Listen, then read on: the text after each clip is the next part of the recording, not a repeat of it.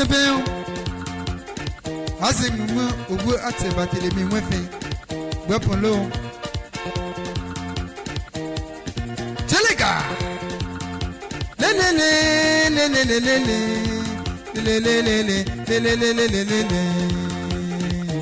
oh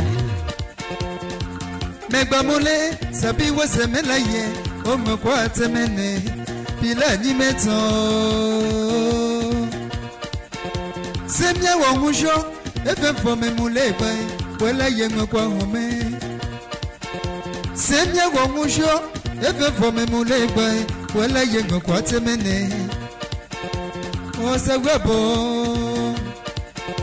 lo asengunwa ogu atebatele mi wefe asengunwa oye asengunwa belo ate o melo me ye keke mi me hwazo pele wisoko mokume na yo melo me ye keke mi me hwazo pele wisoko ebeme baya nogo me yo mujue kansa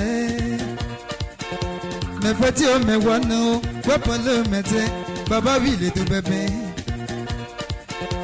le coconyo loe amasa be yeze mi home me shisho manele o lo te o Julie te o wese ka remi azegungu baba o gba bugolo emi alowo te o mbe owe ya pie sagwa bobuji mi alowo azegungu jeje o owe te to eze o oye sagwa bobuji na yo kapale weso e kapale muno yako ele keke ozo mambobi melekule kelele sababa wanya bagu yeye davi anya bagu yeye agabino azengungu yeye borise azengungu yeye Begise gbogbo azengungu yeye oye bebe kambuye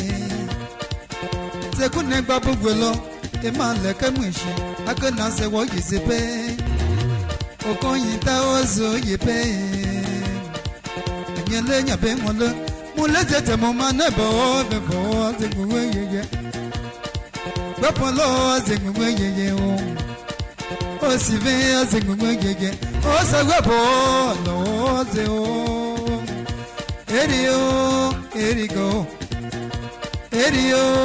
erigo atebe erika ho yele webolo ho yele o davio mi anago tebuye na se wo boboze aboga bobize amikiga bobize ayize boyo boza oboma pozeza o apozo wenzo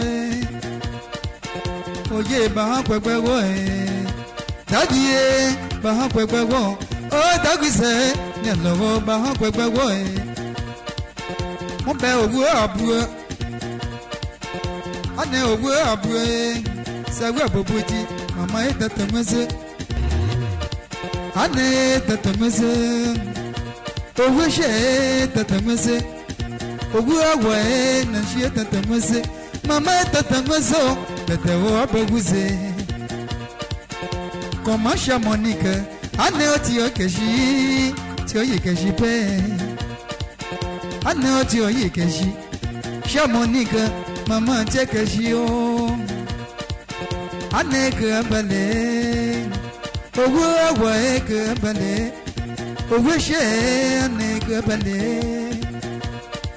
wapon lo sagwanye toy sango woze o sagwanye toy sango woze o sagwanye toy wose mutatamuse yefa bangungupa bete anuguze mi ala baba zobo wiyeje o Julio money ane monike meche o tatamuse tube o wote to na yo ele keke sababa wanya bagusayi na yo le kalala o yo anyasele adua mae o amae Oh, Aduama, she goes so ye pay. Oh, where get me, Wapamemo. Oh, we say, Kagani, go, Wapamemo. Oh, where you be, no, that I must say. Oh, I say, we say, I think we Okoyitae, Nana, Azelo. Bete, oh, Azelo. Binema leni boze, Okoyita zo yepe. Aduama zo yepe. Owe sango zo yepe. Mwapulo sa webo. Wepolo sa webo. Samika bovize, bete ke. Anambogu yeje. Ojilio.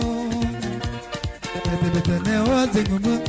Ana Julia no Julio me bine. Ye gbaza o zengumu yeje. Aterike azengumu yeje o. Tabio azengumu yeje o. Tagisa gbogbo azengumu yeje. Ogwese karemi azengumu yeje o. Sagwa boba o azengumu yeje o. Polisa gbogbo azengumu yeje. Agabino mi lobo azengumu yeje. Owo abwe sagwa bole keke akesibe bete o anaguze bete anaguze bete anaguze bete anaguze bete anaguze